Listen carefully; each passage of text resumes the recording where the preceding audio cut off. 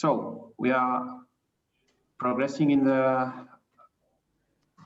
discussion of the overview aspects of solar photovoltaics. One very important aspect of solar systems is what we call the social vector. Okay, this was also introduced by Professor Vasnia yesterday about the hydro power systems, if you remember. About the socio-economic implications, of renewable energy technologies, also for bioenergy. This is a very important aspect. In solar PV systems, across the value chain, we can create a lot of local jobs. Okay, a lot of new jobs can be generated thanks to these technologies. There's a lot of work needed in terms of installing PV systems, okay? And for that, we need training. This course we are doing is capacity building for the design and evaluation of systems. But apart from designing, evaluation, we need installers, we need hands to realize, to materialize all this tremendous potential that we have in Mozambique for solar energy. According to IRENA, this is the International Renewable Energy Agency, at the moment, the solar photovoltaic industry is employing about 3.6 million people in the world. But this number is expected to rise by a factor of 6, up to almost 19 million people, okay, in the next 30 years. Okay, in fact, it is expected to increase by a factor of 3 or 3.5 in the next 10 years, up to 11, almost 12 million people working directly employed in the solar photovoltaic sector. I believe, and I'm sure your opinion in the classrooms is going to be similar, that this is a great potential, great opportunity for Mozambique, okay? Across the society, great opportunity for Mozambique.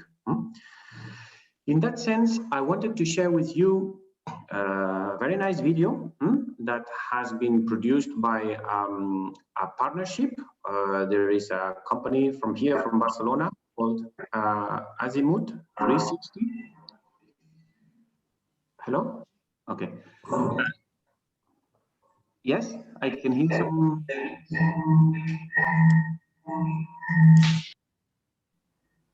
Is everything okay? Oh, okay. So I was saying, yeah, I had to mute someone who just entered the room.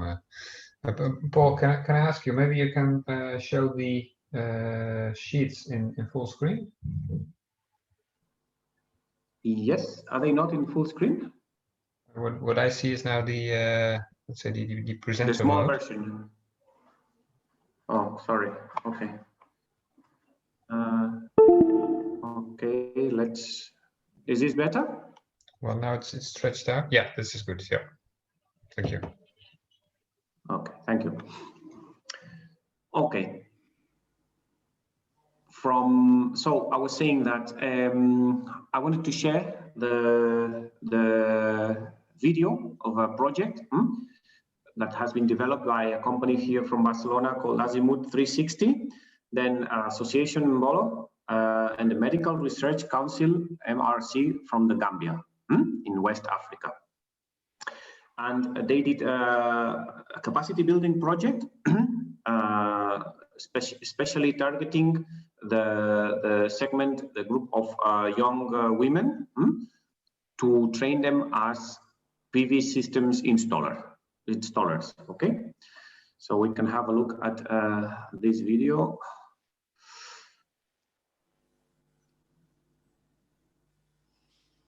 And I'm going to show it from here.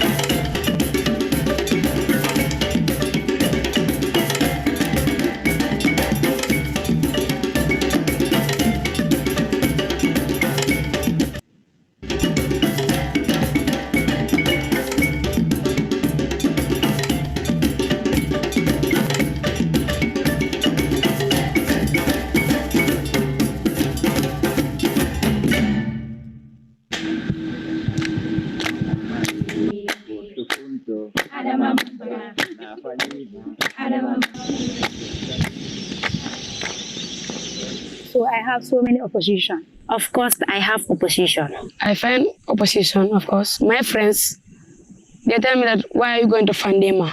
What are you going to do in Fandema? I easily tell them I'm going to do renewable energy. They start laughing at me. I have a lot of things. They want to talk so that I will not go to Fandema to do that. The reason why I choose renewable energy is because I want to break the gender difference. Friends or other people outside, instead of encouraging you, will discourage you to leave the course and go in for another course because they believe that it is not a course that you can do. Because normally Gambians believe that any risky job is for men, not for women. Okay. All right,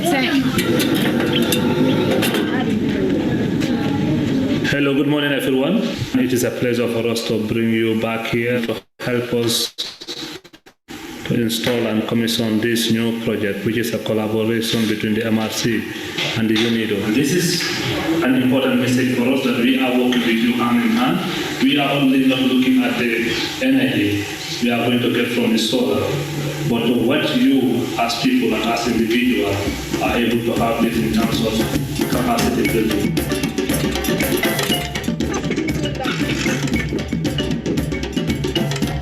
it is the biggest installation in the whole Gambia, and plus it is my first biggest installation that I ever did in life. We are installing 1,678 solar panels in MRC right now.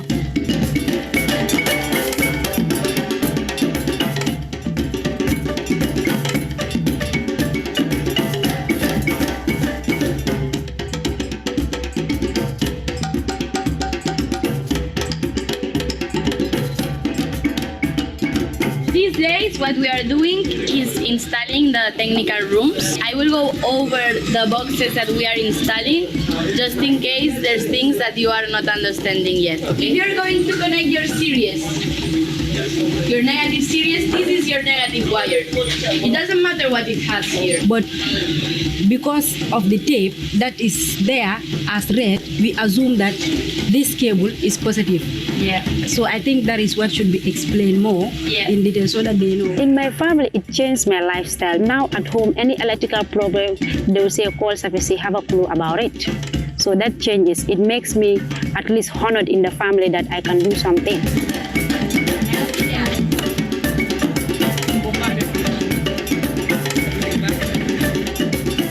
Before they just hold me like a mad girl, I would say that. What they think before that I cannot make it. But now I have the confidence in myself that yes, I can do it. I want to see myself as a qualified engineer. So when I have company, I will give the 95% opportunity to the ladies so that they will be the future leaders of tomorrow.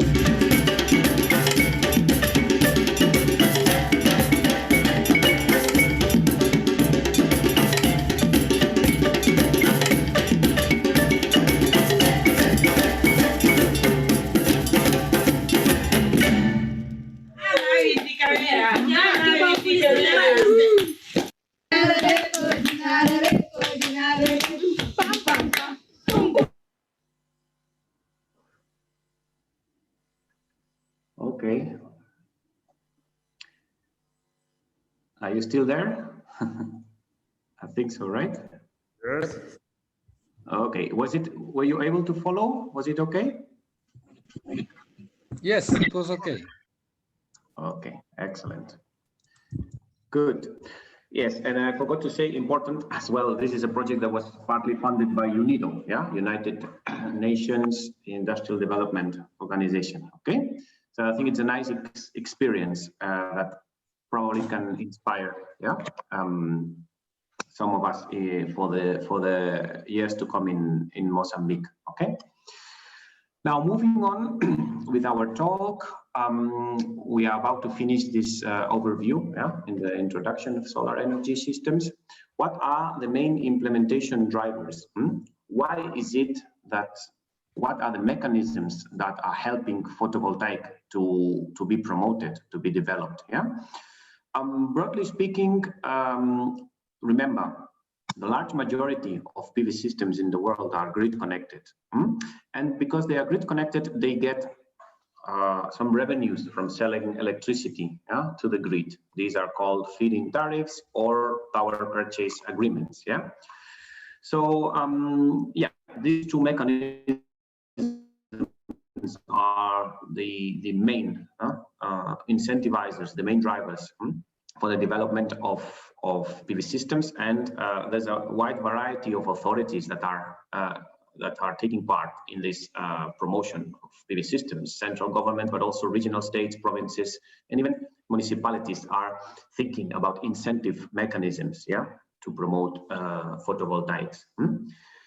Feed-in tariffs, as I said, but also green certificates or renewable portfolio standards, which are quotas assigned to renewable energy generation that have to be met by the different utilities. Okay, they can do utilities like EDM, for instance. They can produce the project themselves or buy certificates on the market if they are available. Some other mechanisms that are also being now tested in Mozambique, renewable energy tenders, auctions.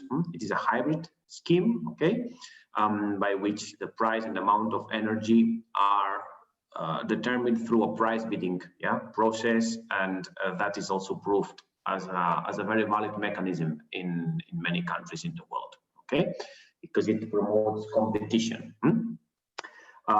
So a combination of these mechanisms, I know in the revision of the electricity law in Mozambique is taking a look at all of this.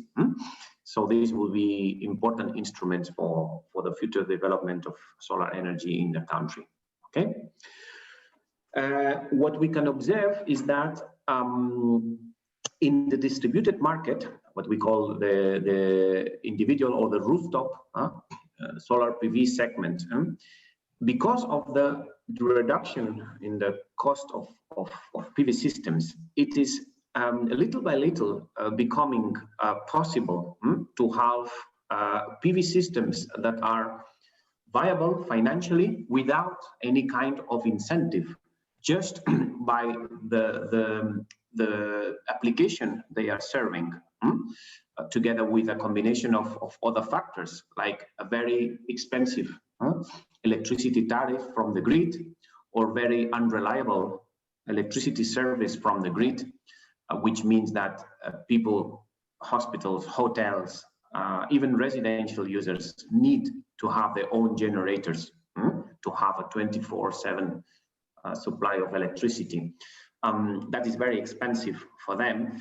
In those cases, in some of those cases, solar photovoltaic systems today are already competitive without any. Sorry, Paul. Sorry. Can you try to make your screen more visible, please? It's not clear for us this side. More visible? Yeah, it appears a bit cloudy. I'm not sure if you can make it better. Cloudy. I cannot. I'm just sharing what I see in my system. So let me stop and do it again. Sometimes I guess it can happen.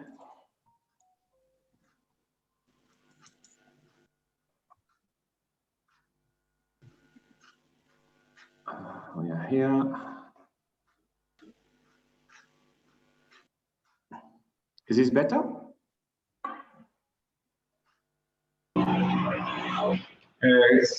Can I make a suggestion?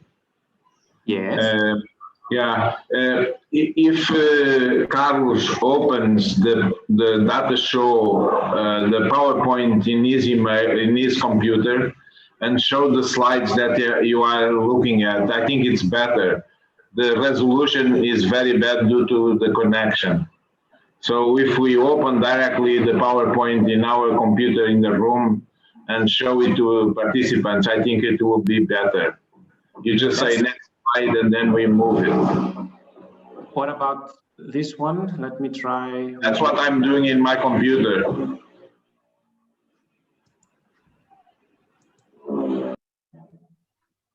Is it better now? I think it's maybe the small fonts of that are used, especially in the graphics. I can imagine that at low resolution that will be difficult to read. Is that correct? Yeah, I don't know. In any case, don't. Sometimes it's good, but sometimes it's bad. Okay, don't worry. Let's try to move on. In this particular, perhaps these graphs, the quality is the resolution is not perfect or optimal. This is what Bart was indicating. The message I was giving is that in the last 5 years we're starting to see, even in the grid connected market, some systems that are totally financially and economically viable without any incentive, okay, without any feed-in tariff or any power purchase agreement, just by competing or as an alternative to the grid consumption. This is what we call the self-generation of electricity, self-consumption with the rooftop PV systems. Okay, you have all the references we have been using in the slides, and you can check that whenever you go through the course materials. Okay, we are now finished with the first part, which is the introduction and the overview. The next part of the talk, of this morning talk, is about the generation side. Okay, I don't know if you want to have questions now, or we can proceed and have questions at the end. If you have any burning issue now, we can accept one question. Otherwise, if you can talk a little bit about the types of contracts, the support schemes that you called on slide 32.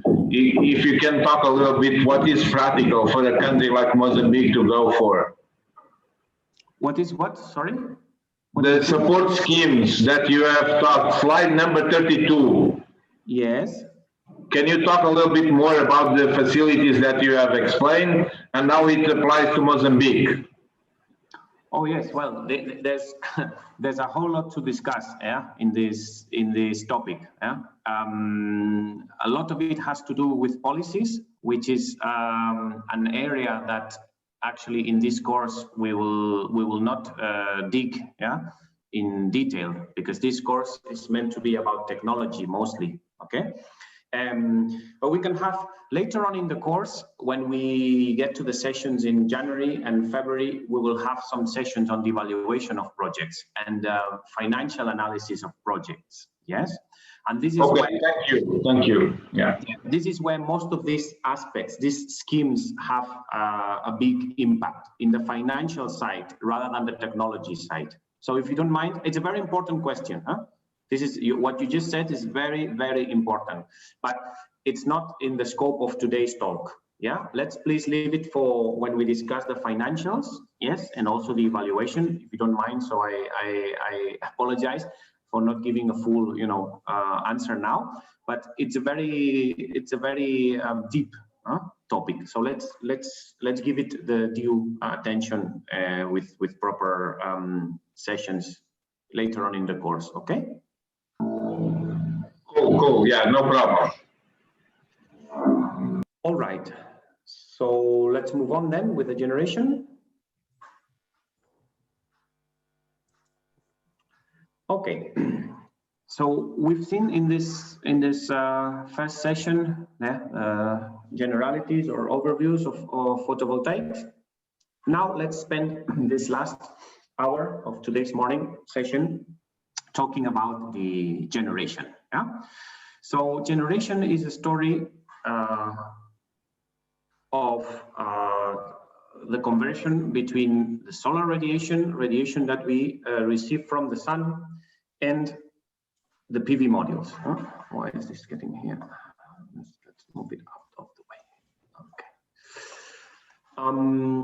So the PV modules transform the solar radiation into electrical power in DC, okay, in direct current. And as we said in the morning earlier on, The Earth is continuously receiving about 164 million gigawatts from the sun instantaneously. Very quickly, the spectrum of electromagnetic radiation, what we are caring about in photovoltaics is the light, okay, the light spectrum. And the light spectrum is just a small part of the electromagnetic radiation spectrum that we receive from, not only from the sun, all sorts of radiation that the Earth receives from space, from the universe, okay? So in the bandwidth that where the light lies is this bandwidth here, yeah. Basically, yeah, in the range of 500 nanometers to all the way down to almost 1 nanometer. So we have the different types of light, from the infrared to the ultraviolet. And in between, we have the range of what we call the visible light. So all this spectrum of radiation is what we are going to be using to convert into electricity in a solar panel. Important aspects in terms of solar radiation. The flux of energy, we call it irradiance. That is in units of watt per square meter. That is the power flux. Then we have the energy received by a solar panel. That is the irradiation. Okay, these two words, these two concepts seem similar but are very different. One is the power flux, the other one is the energy received. And very important concept, what we call the standard test conditions, okay? This is important because the nominal power capacity of a PV cell or a PV module is defined with reference to these conditions, okay? This is what we call the watt peak, the peak wattage of a PV module, of a PV cell, which is the nominal power of a cell or a module. These standard test conditions are defined at a irradiance level of 1000 watt per square meter, that is 1 kilowatt per square meter, a temperature of 25 degrees Celsius, and an air mass of 1.5. Yeah. In the end, in practical reasons, for engineering design of PV systems, we care about the irradiance and the temperature, because the air mass has to do with the atmosphere and the altitude at which we install the PV panels. We don't, there's very little we can do about the air mass. But for the irradiance and the temperature, these are factors that, yes, in our design, we need to care about. And this leads us to the concept of the sun peak hours, which is a very important concept in solar PV design. What are the sun peak hours? The sun peak hours is a concept, is a value that tells us the equivalent hours of solar daylight per day with a fixed irradiance of 1000 watt per square meters, that for a given PV module will produce the same amount of electricity that is actually produced under the natural conditions that are received by that module, okay? This definition is a little bit complicated or a little bit difficult to grasp in the beginning, but in the end, in these graphs, in these drawings, I hope you can see them. In the left one, we can see what would be the general evolution of the solar radiation in a day. You know, the sun comes out 6 a.m., then little by little, the solar radiation, the irradiance is increasing until the sun gets its maximum altitude in the day by noon, midday, and then starts decreasing the solar intensity, the solar irradiance, again towards the end of the day until the sunset. So the solar path has, the evolution of the solar irradiance has a fashion like this, okay? If we transform this same area under the curve in a rectangle, okay, assuming that all the same energy had been received, but instead of having a changeable irradiance, having the sun always sending the radiation, its light at a fixed flux of 1 kilowatt per square meter. Imagine that the sun was like a tap, yeah, that you could open and close. And when you open the tap of the sun, sorry? Okay. Imagine I was saying that the sun was like a tap and we can open it. And when we open it, we open to a fixed value of 1000 watts per square meter. And then we close it. And we open the sun for a number of hours and then we close it. So when there is sun, it is at 1 kilowatt per square meter radiation. And when it's closed, it's 0, okay? So this little mathematical trick we do here, that is the basis of considering the sun peak hours. So in practical terms, this means that in Mozambique, if you remember the maps that we have seen before,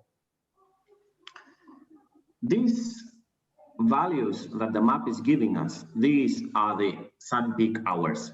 Meaning that in Maputo, for instance, we receive an amount of solar radiation that is equivalent as if the sun had been shining at an irradiance of 1 kilowatt per square meters during about 4.9 hours per day. Okay, so if the sun was shining at an irradiance of 1 kilowatt per square meter, in 4.9 hours every day, it would have sent all the same amount of energy that is sending through its variation, normal variation during a day in Maputo. So in the end, the sun peak hours, it's a central element to be able to calculate the amount of electricity that can be generated by a PV panel, okay? The definition of the sun peak hours, and the formula is the one here, the radiation effectively received at the PV system divided by the radiation at standard test conditions, which is 1000 watts per square meter or 1 kilowatt per square meter, okay? So this is in a measure of hours. So when we get these maps and when you check different atlases, you can always find what are the sun peak hours in a particular location in Mozambique, anywhere in the world, okay? And when you multiply the sun peak hours by the rated wattage capacity of a PV system in watts peak, you will get the production of that solar panel or that solar cell, okay? Where can we find information on solar irradiation or the sun peak hours? There are many others, okay? These are like the main ones. For instance, when we design solar systems in our office, well, we use these ones here. The PVGs, for instance, this is a website coming from the European Commission, from the Scientific Joint Research Center of the European Commission. The Global Solar Atlas that we've seen before in the morning with the World Bank and the SMAP projects, different maps, also data from NASA.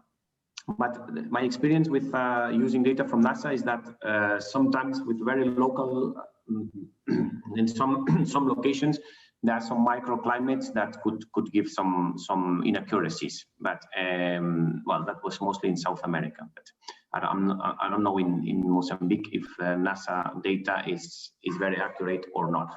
But the Global Solar Atlas looks pretty good for the case of Mozambique, at least.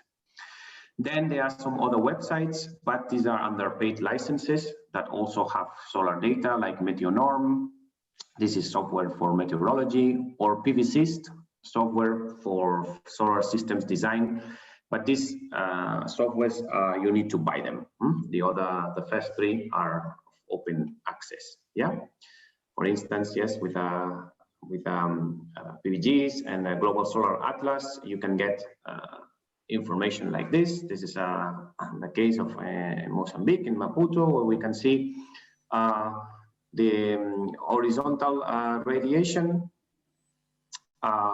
Sorry, this is at a fixed angle. This is a PV module that could be sloped at 35 degrees from the horizontal, and that will be the irradiation received by a PV panel inclined 35 degrees. Yeah, you can see the sun is stronger in the summer, in January, in December, and it's weaker, it's lower in the winter. Yeah, May, June, July.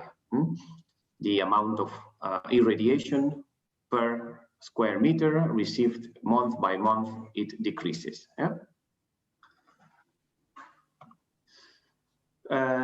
Some other data we can get from the Global Solar Atlas. You can browse in the map. You can even insert here and search for locations, put the name of the town you are interested and the portfolio of your projects, and you will get a lot of information on the solar radiation that is received at that particular site. Yeah. For instance, the global horizontal irradiation. This is an important information. And then the Global Solar Atlas, it will also inform you about what is the optimum tilt, the optimum slope for that particular location. This means what is the slope of the solar PV panel that will give you the maximum production of electricity throughout the year. Okay. Obviously, the sun has a different altitude during the year. In the summer, it's higher. In the winter, it's lower. So this slope is an average. Okay, is the average slope that will give you the higher production throughout the year. Now, when we come to this point, let's do a bit of a quick exercise, okay? With what we have seen now, and probably you have some experience, yes, in sizing PV panels and PV systems. Let's do this quick exercise with the audience, please, yeah? Dr. Lucas and Edelson in the room, Mr. Avellino, you can facilitate that. My question to the audience is approximately, what PV generation capacity, this means how many kilowatt peak do we need to install to generate 10 kilowatt hour per day of electricity, for instance, in Gurue? Okay, you know where Gurue is, right? I can imagine you know you can locate Gurue, right, in Mozambique. Okay.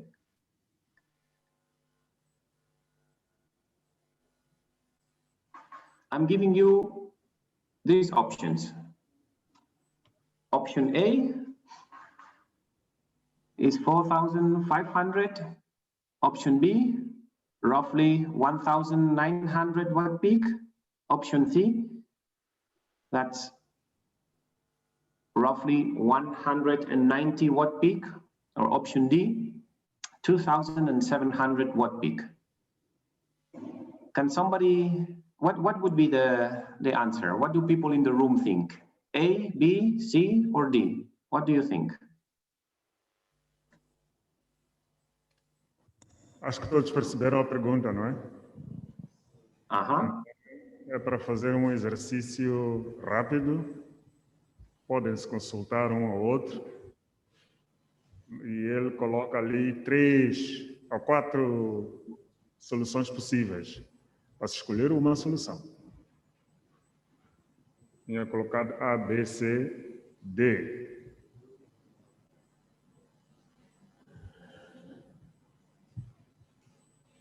Sala 105, estamos a acompanhar?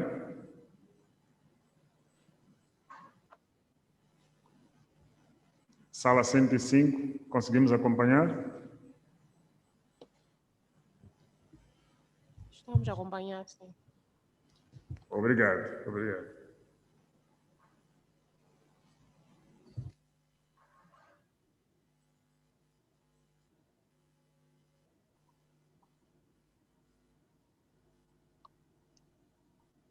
We have different options.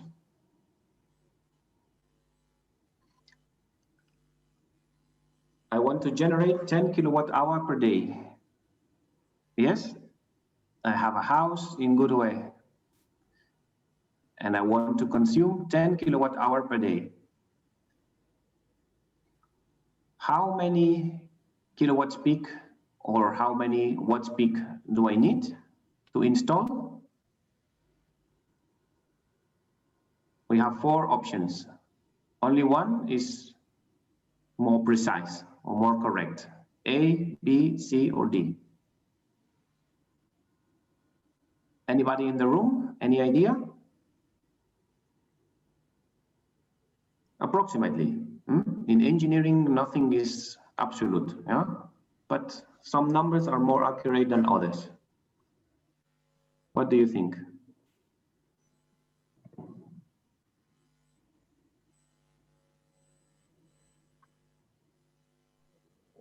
We are talking about Kuruwe, which is, you need to look at the maps, remember.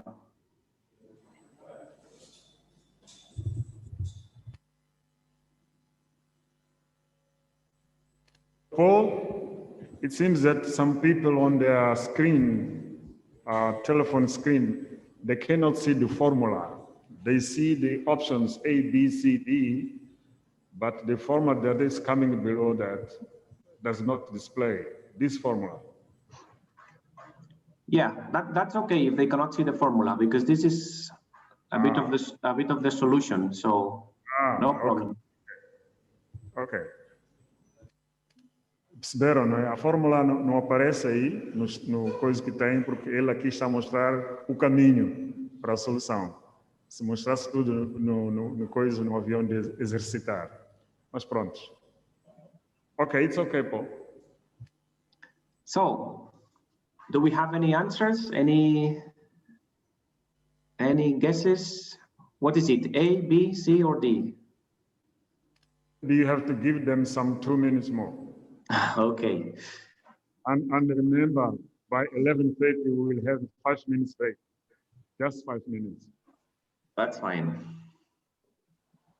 That's fine. We have plenty of sessions. Whatever we don't cover today, I can push it to Friday. That's no problem. So everybody, let's enjoy the course and let's relax about the time, yeah?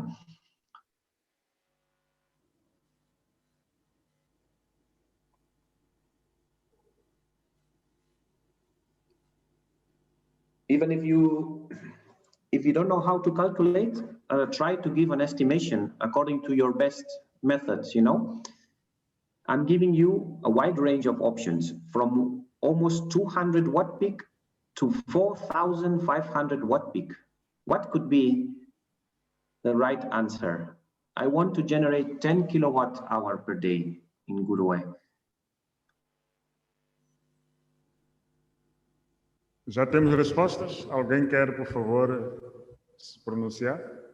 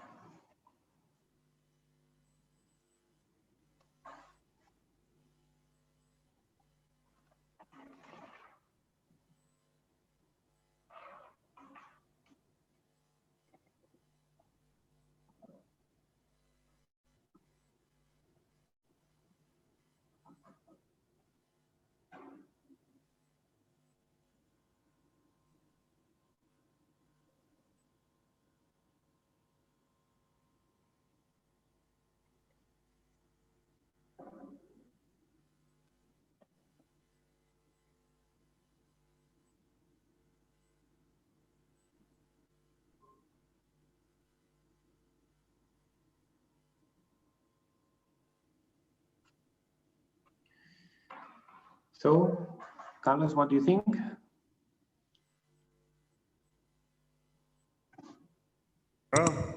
We can ask for the answers now. Shall we get, what are the bets? A, B, C, or D? Alguma resposta já? Alguém quer Or adiantar just, a resposta? if there's no answer, we can vote. Huh? No answer? Alguém quer dar alguma resposta? Or you can ask how many people think it's A.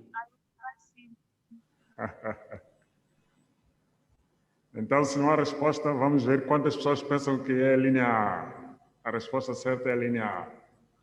Quem são as pessoas que pensam isso? Quantas? Sala 205, ninguém está a pensar ainda nisso. Sala 105? How many people think it's A?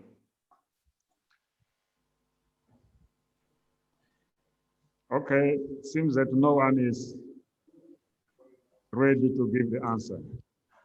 Nobody? Nobody is ready. Okay, so shall I give the answer, or you want to think about it a bit more? It's a very simple calculation. Eh? Yes. I can try. Please. Don't worry, we are all colleagues here. Nobody is going to, judge you or anything. We are all learning, so don't worry. Just give a try if you can. Yeah, we are all here to learn. Paul, there is one observation here from room 205. Yes. What does it know? Yes, I think that the answer is C.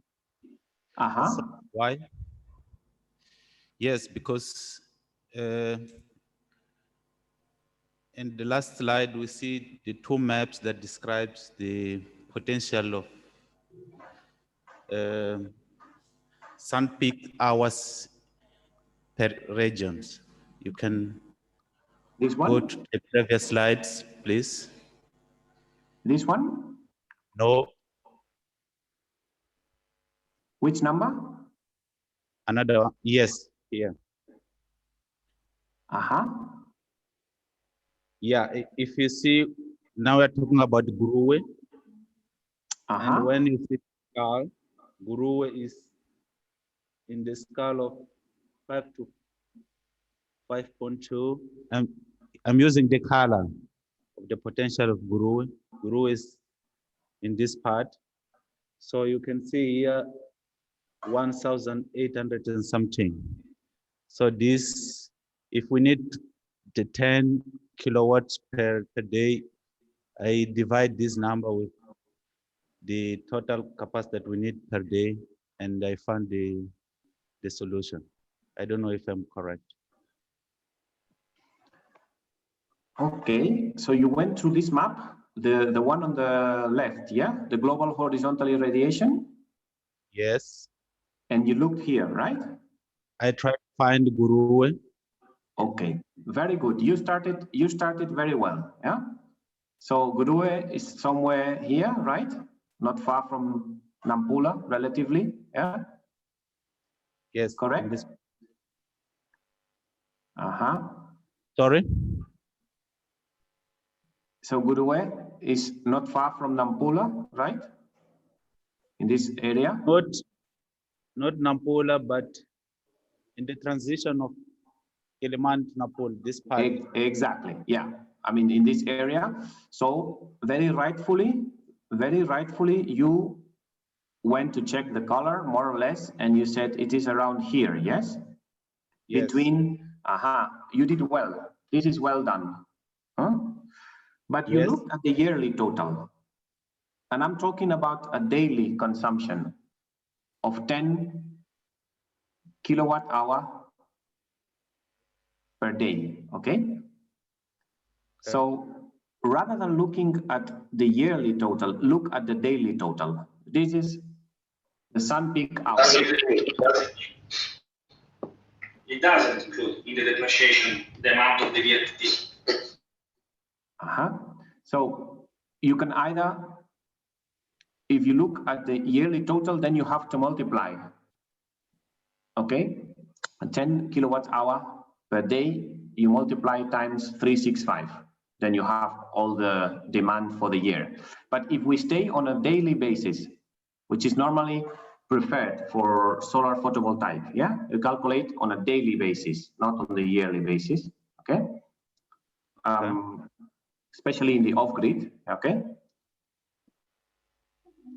Then we look at the size here, at the number here, which is 5.3, more or less. Let's assume, Gurue, yeah, 5.3. The other map could also give you a good lead, yeah? But I told you, be careful with these maps, okay? Because they assume things. The jump from the map on the irradiation to the PV power potential, in the PV power potential, there are some assumptions. If you look at the scale here, you could approximate that, more or less, yeah? Here, good way, we can give it a scale around 4 point something kilowatt hour per kilowatt peak on a daily basis. If I want to have 10, you see, I will need something more than 2 kilowatt peak, more or less, because every kilowatt peak is giving me 4.4, etc. Approximately. That's another, that could be a quick reference. But let's look the way you did it, which the one I do is how you did it. So we take the sun peak hours. Again, good way. We take 4.3, sorry, 5.3, sun peak hours, 5.3. Okay, 5.3. So this is where I would need the blackboard, you know. No problem. So the E, what is this is the transformation, yeah? Remember what I told you about the performance ratio? We said the performance ratio is the efficiency between the theoretical generation versus the real generation. So we can transform this equation, we can shift the parameters, and we get into this one here. So the power capacity in watt peak, which is this one, in a quick calculation, we can obtain it by getting the energy demand we want to have divided by the efficiency and divided by the sun peak hours. Okay? This is a quick estimation of power capacity. So in this exercise, the energy demand is how much? It's 10. Yeah? So we put 10 here. Can you follow the screen? Carlos?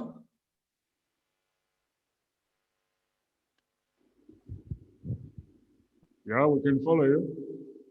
Excellent. This is, sorry, this is the problem of distance, yeah? Normally, if I'm there in the class, I'm using Blackboard. Okay. Yeah, but maybe you should move, yes. Yeah, to the left. Yeah, exactly. Exactly. Exactly. Let's put it. Let's try to make it. So the energy is 10. We are doing a daily basis, okay? So we are looking at what happens in a day. 10, this is kilowatt hour.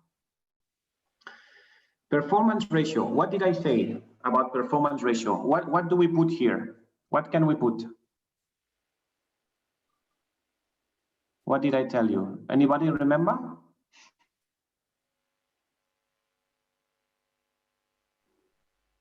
Is it efficiency? Shall we put 100%? What do we put?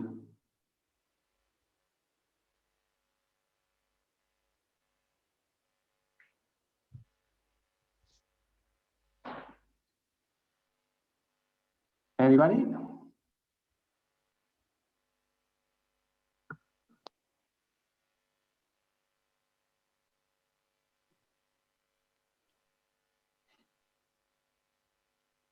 Anybody remember what we said about the performance ratio?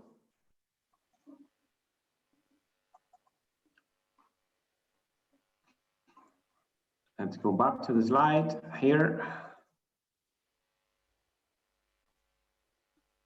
Yeah, remember what we said in here.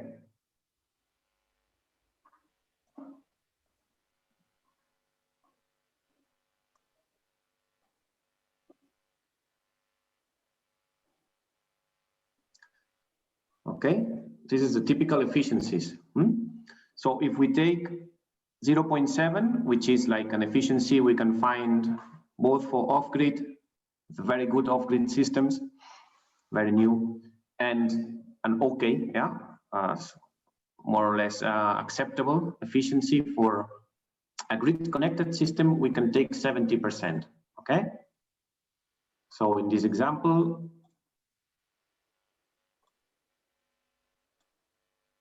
if you come here and for the efficiency, you take your 70%.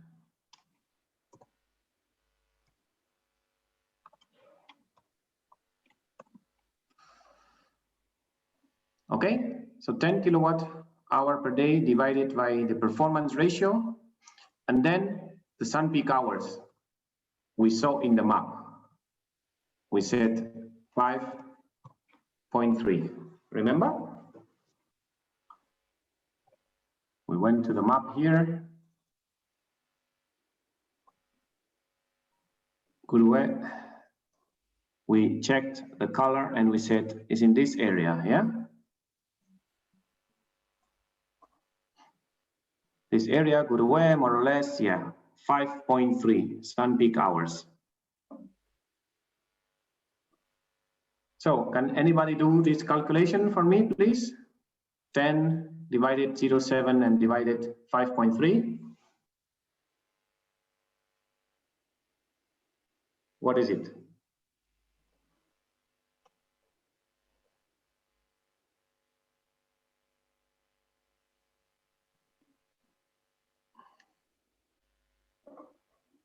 It's a number D. Is it? Yes, thank you very much.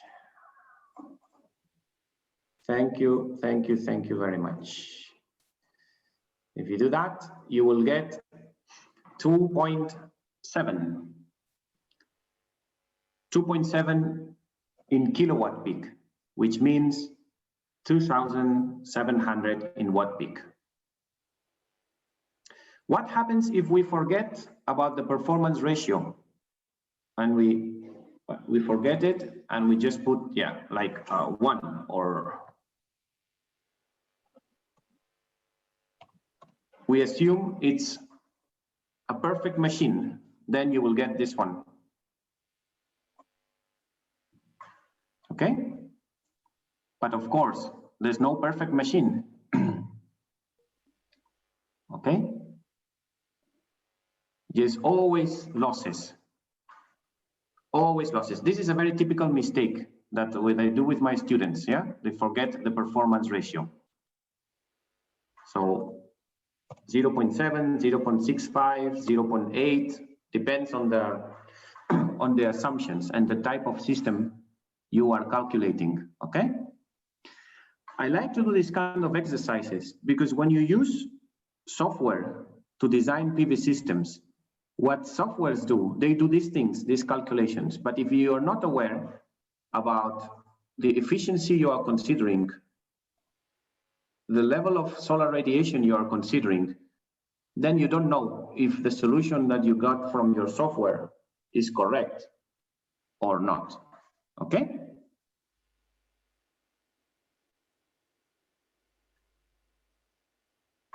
Any questions? Is that clear? We will have another session about design and calculation of mini grids. That will come in January, yeah?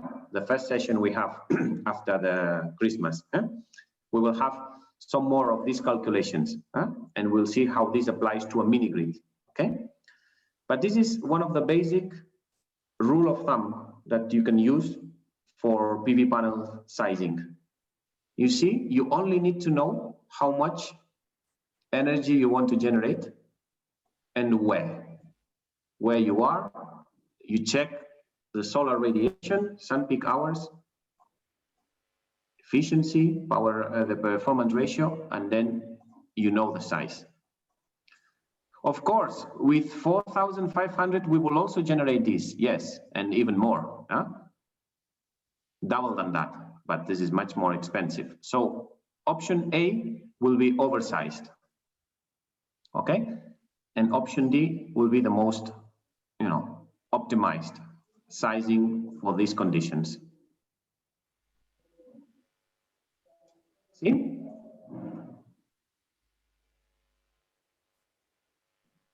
Are we okay? You said you wanted to have a short break, to Lucas?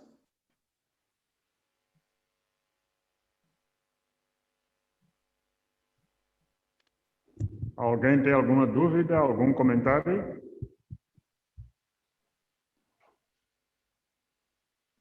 Alguém tem alguma dúvida ou algum comentário para este exercício?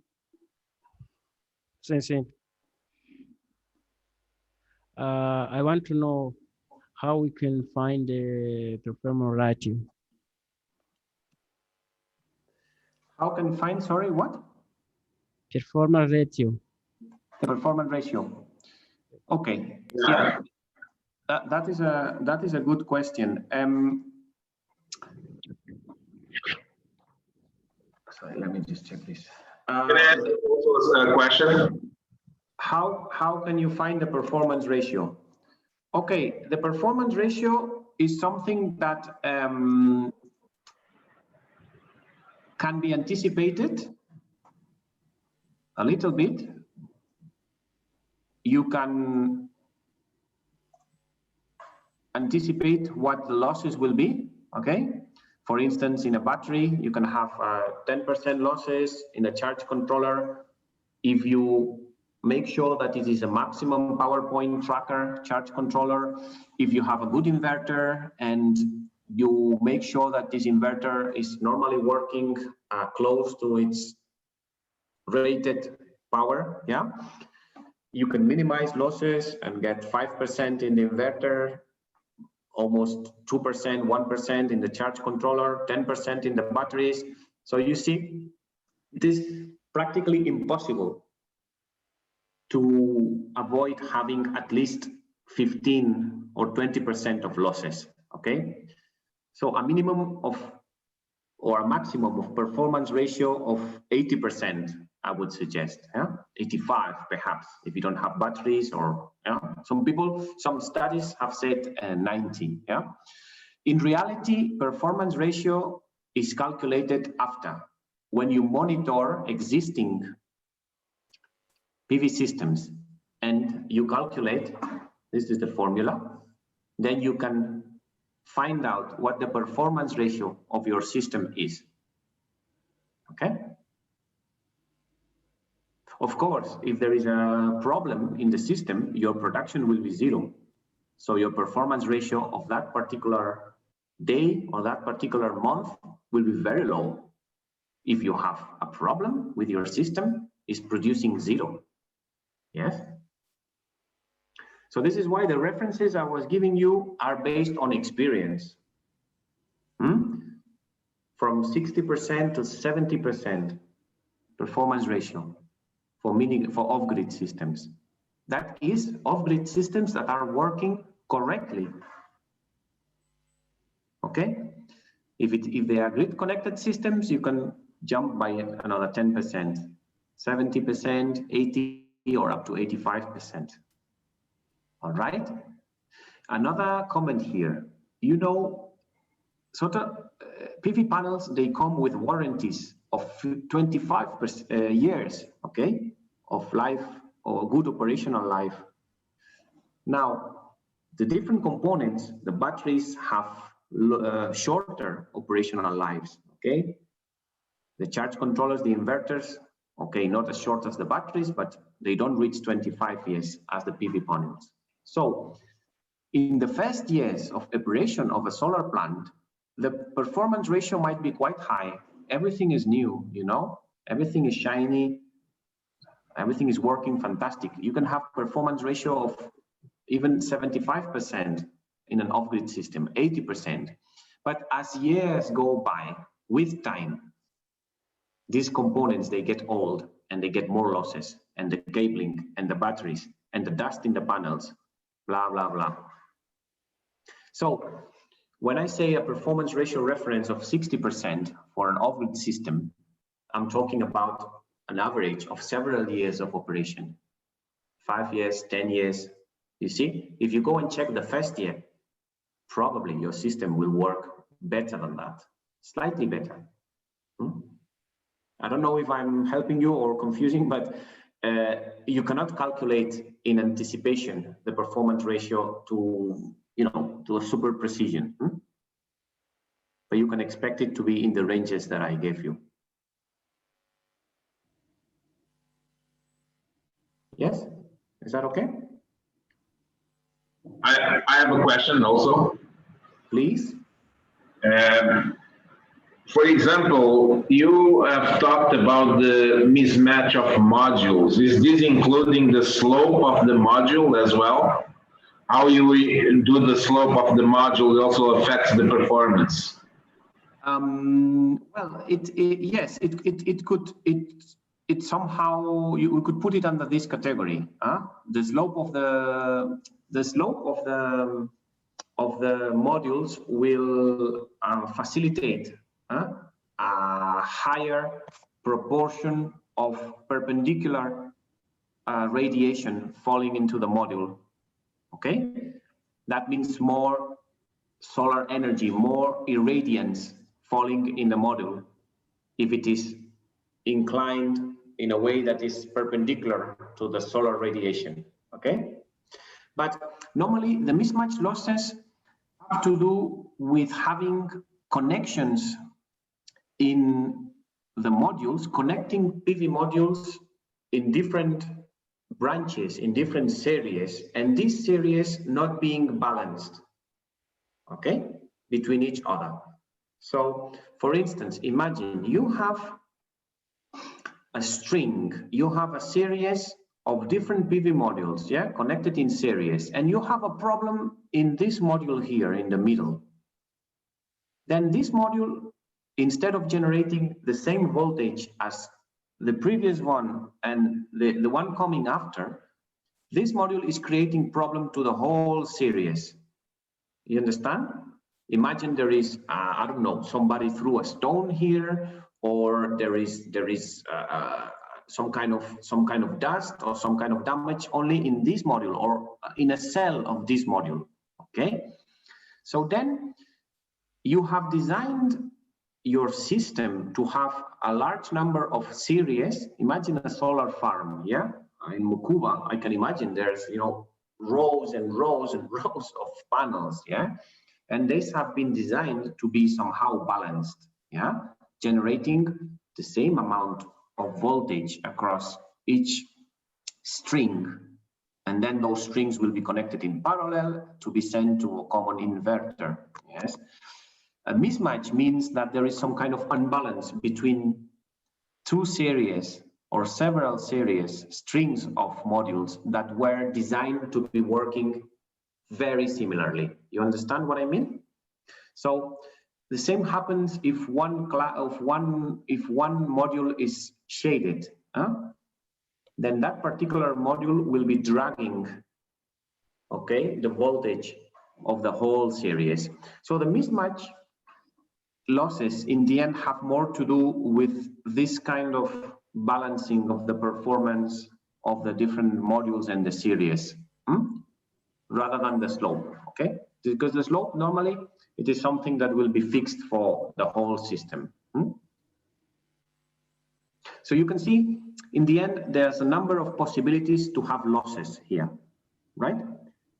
So we need to design the systems in a way that we have the minimum losses possible.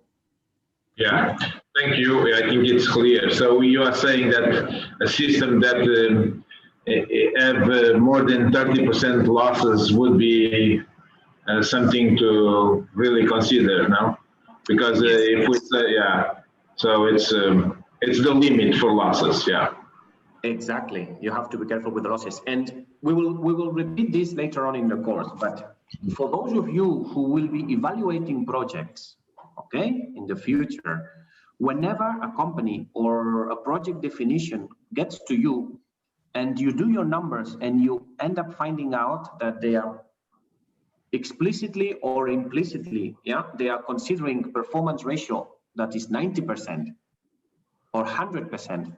Then you know that calculation is not correct. In other words, when you evaluate your projects, my suggestion is that you always make sure to ask, what performance ratios are you considering? Justify, explain what kind of losses are you expecting? What is the range you are expecting? Because for project developers, sometimes there is a risk to be over optimistic and minimize the losses, you see? So this has to be carefully checked during the project evaluation. You understand where I'm going? Yeah?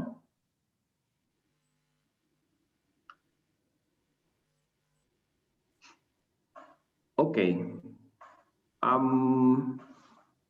Dr. Lucas, I had understood you wanted to do a bit of a break, but if I am not mistaken, I think we only have like 10 more minutes to finish today's morning session.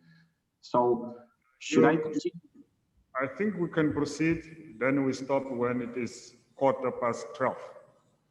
Good. Okay. Thank you. So but that will be lunchtime. Exactly. So let's do that if everybody is okay. Okay. So this issue of performance ratio is one of the critical things in PV design. Yeah. So please, I hope you will get out of one of the issues you will get out of this course is always pay attention to the performance ratio and how it is estimated. Okay. Now let's talk a bit more about the modules. We said in the morning that solar photovoltaic, one of the great advantage is its modularity. Yes, modularity. We have cells, we have modules, we have cells are mounted together to conform modules, and cells are connected in series and manufactured, placed, encapsulated in modules. Then modules are connected together in strings, in series, and then the different strings are connected in parallel to what we call the array, okay? PV array. Altogether is also known as the photovoltaic field, campo photovoltaico, okay? And all of this is very modular. You have to consider the PV module, the PV cell, as a voltage source in electrical terms, okay? So if you remember from yesterday, a voltage source, you remember in DC, Kirchhoff's laws and Watt's laws, we connect voltage sources in series and parallel, etc., to be able to reach the desired voltage or the desired current, Okay, mounting systems. You have probably heard or probably seen solar trackers. We have systems that are designed to follow the sun, okay? As the sun is moving, of course, that's what we say here in the earth. In reality, the sun doesn't move, it's the earth that moves, okay? As the earth rotates, yes, we see the sun moving, all right. Let's be proper in our language. So then we use the solar trackers to be able to always present the solar panels in a transversal position, yeah, towards the sun rays, okay, to always look for the maximum verticality, okay, of the solar rays. So we have, broadly speaking, two types of solar trackers: the single axis, which are models of tracking that move along one single axis, whether it is horizontal or whether it is vertical, okay? The horizontal axis trackers, they can modify the slope, and the vertical trackers, the vertical axis trackers, they can modify the orientation, or what we call the azimuth, okay? They can turn and be moving, following the sun from east to west, etc. And then we have trackers that can have the two axes, the dual axis, so they can move, they can modify the slope and they can modify the azimuth of the solar panels. Now, what are the advantages? The advantages are that, yes, of course, they ensure more verticality of the solar radiation hitting the solar panels, so they can increase the production roughly between 15 up to 30% over a year on a yearly basis. And then they require less space, yeah? But the advantages is that we will have a lot of moving elements, okay? That will create, first of all, the purchase of the trackers and the maintenance of the trackers can be a real problem, yeah? Imagine a place like Mokuba, how many trackers you will have to monitor, yeah, and to care about. Plus, these trackers, they will also be consuming part of the electricity, okay? Also, having trackers, this implies higher complexity, yeah, in the mismatching of the different modules, okay, of the different strings. And that sometimes creates the necessity to having more complex equipment for the power conditioning, which is more expensive in the end. In a place like Mozambique, with all the high radiation levels that you have, solar trackers don't seem to be very much of an advantage versus the risks that they can create. These things, in the end, you will only know them by experience. Yeah. So until the day that there's more experience in Mozambique with solar tracking systems, we will not know how effective they can be. But solar tracking is normally used in more extreme latitudes where there is a very big difference, seasonality in the solar radiation. Yeah. So in general terms, solar tracking in Mozambique has to be looked at very, very carefully, because probably fixed systems are good enough, yeah, and less worries in terms of maintenance on the table, which is always an advantage. So some examples, well, there's lots of pictures we can look at, fixed systems, dual axis. You can see in the picture here, this is a solar farm in Spain, in the south of Spain, in Sevilla. You can see, yeah, these trackers are sophisticated machines. Yeah, of course, they need to support a lot of weight, they need to turn, they need to follow the sun. So yeah, it's quite a complex systems here. Yeah. For rooftop systems, normally we use fixed structures, which are more simple to build. You can adapt to all types of roofs of buildings, like the video we saw from the ladies, the installers.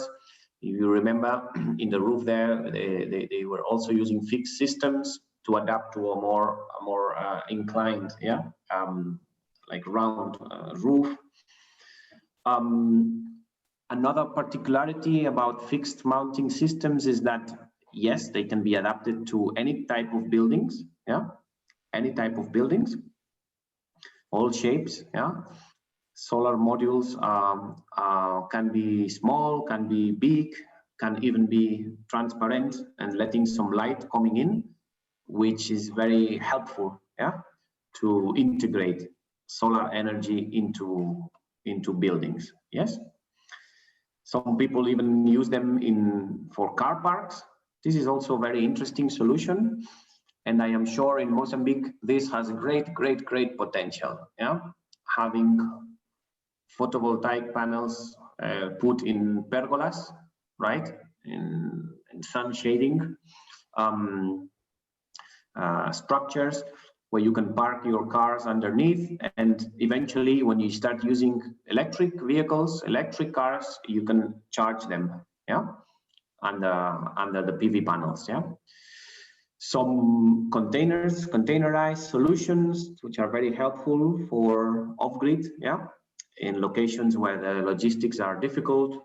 You can use the same container as the structure, the same container where the PV panels and the PV system was transported ends up being the structure of the system, of the PV panels. Some examples in for leisure spaces, for leisure applications. This is a park, solar park. Well, some more details of the tracking systems. You have different designs. You have to be very careful with the trackers to make sure that you will never shade. One tracker will not be shading the ones at the back. So again, when there are high latitudes and the sun is really low in the winter times, the winter days, then the shade of one tracker is very long, and it can easily affect the next tracker or the tracker behind it. Yes, and because the tracker will be turning, this shade will be turning as well. So you have to anticipate and do a very detailed calculation of the shading, and that in the end creates necessity to space out the trackers even more between each other. So in the end, one of the advantages of solar trackers that could be putting modules more, together, disappears, because you will need to space the trackers a bit more in countries, in places like the north of Europe or South Africa, the south, or the south of South America, Australia, where the latitude gets more towards the pole. In the winter time, that is a problem when the sun is really low. It's okay. We can go for questions for the next 5-10 minutes. Questions, please.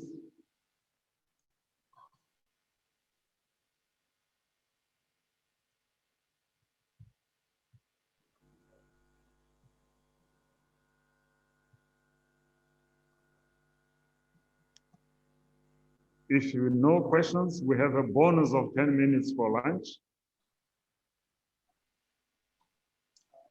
Okay, there are some questions, Paul. Yes, please.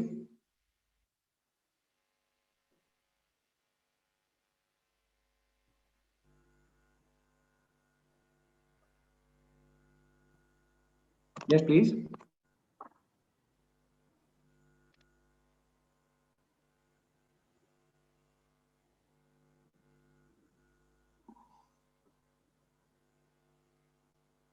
Yes, hello. Can you go to slide number 7, please? Yes.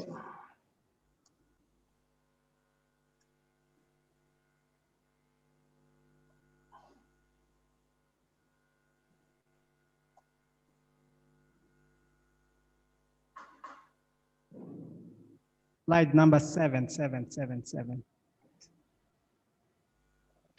Hello, Paul? Yes. Oh, okay. Okay, it took some time to come to slide number 7. Okay. Okay, thank you. Here I can see the data of the solar resource. For instance, Yes. if I want to develop some photovoltaic power plant, I can get this data from the internet or Atlas, but I want to know if I have to measure the data inside, I mean, in the field. If I have to measure, for how long do I have to measure just to have the approximately power that I can produce over there? Thank you. Okay. That's a very interesting question. Thank you. This is always a doubt, yeah, when you develop PV systems. I think it's always good to investigate a little bit the local climatic conditions, yes, in that particular site, because we all know that there's microclimates, yes. Sometimes when you have a valley that is quite closed, yes, you can have some very local phenomena, yeah. I've been involved in projects where in one valley you have a lot of fog, you know, in the morning, for instance, even though the sun was strong and shining on top, in that particular bottom of the valley, there was, you know, condensation of humidity, of fog until, you know, midday, yeah? And then in the afternoon, whoop, there's a, you know, the local conditions of the winds, whatever, can really generate very specific microclimates, yes? In some areas, especially in the mountain areas or where we are close to forests, etc. Yeah. Also, the rain, the rain conditions are also of importance for photovoltaics, because when we have rain, we have clouds. When we have clouds, there's the generation, the irradiance falling on the PV panels is much less. Yes. So the number of sun peak hours can be very much reduced. Remember, this is average, meaning that in average, in the year, you have 5.3 for Gurue. But this means that Gurue has, sometimes of the year, has more than 5.3, and sometimes has less, okay? So, when there is a possibility of having microclimates, yes, then you need to measure the data a bit carefully, because you can find out that just by moving your solar plant a few kilometers away or putting the solar plant a bit more in altitude, you can offset these local climatic conditions. And this can be a reason for discarding some sites to develop large plants. If the local climatic conditions in a particular site in some times of the year, some months, are a little bit unknown or risky, yes? Sometimes it's advisable. For off-grid systems, mini-grids, small systems, well, normally we don't do that, because off-grid systems, you design them because there is a need. There's people who live there, you know? So this is where you have to put your system. You cannot ask them to leave their homes and move somewhere else. So you have to live with what you have in there, yeah?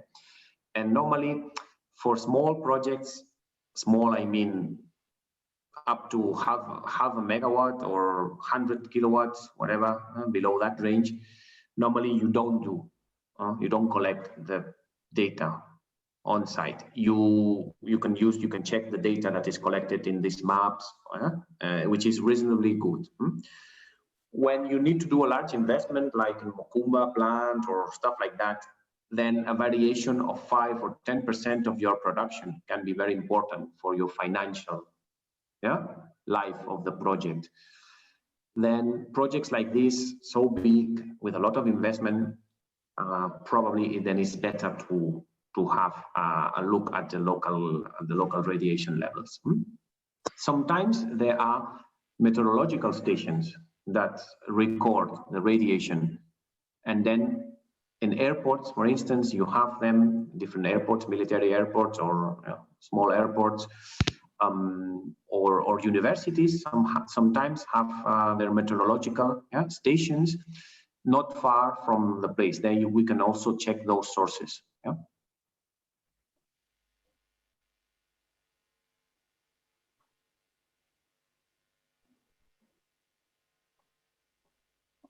Okay, thank you. Obrigado. On Friday, we will look at what happens with the PV panels. I just wanted to anticipate something which will be interesting for the next session. With on tomorrow we have a session with mini grids. Basically, I wanted to share with you. This is a typical curve of a PV panel. I'll describe this in detail on Friday, so don't worry, now it's just an introduction for tomorrow.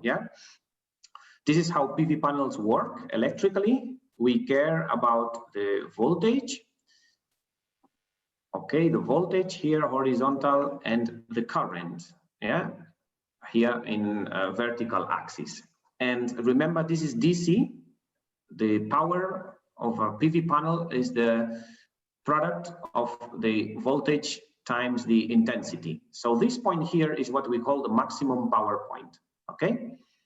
This is the MPP. So when we install inverters and charge controllers, we always try to help the PV modules working around this point here, the maximum power point. So a good inverter, a good charge controller, like the ones that we will hear from tomorrow from Studer, Switzerland. They are very good technologies that help the PV modules work in this area. The maximum power point. And we can see the effect here of what happens with different levels of sun, of intensity. This is the IV curve that I showed you before, the blue one. The purple one is the power curve. This is the power, which is maximum in the maximum power point here, in this band for the blue line. Here we can see the red means an intensity of 1000 watts per square meter. And when there is less sun, our PV panel will work in a different way. All these curves are from one same PV panel.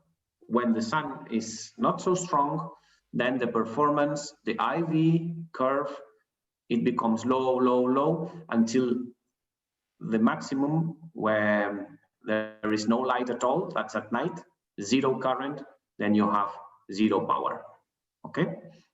So this is the effect of irradiance in a PV panel. So tomorrow when we will have this roundtable of experts, we will be looking at the story of mini grids. We will be talking about the inverters, charge controllers, batteries. We will start hearing about batteries, and also about monitoring systems of mini grids, which I think this is one of the topics that was identified, very important for this course, about the mini grids. We know that FUNAI has a large portfolio of identified mini grids, and that now feasibility studies will be done in the next months, or being done now, perhaps. So tomorrow's session, we start, I think, at 1, we're going to have a very nice roundtable of experts with 3 engineers from batteries, inverters, and monitoring systems. Okay, so I look forward then to see you all tomorrow, okay, after your lunch in the afternoon session. And tomorrow's session will be a bit more, round table. You will see a bit more lively, okay? Not only me speaking, there will be some other engineers as well, okay? So Dr. Lucas, I think I'm going to leave it here. It's about time to close.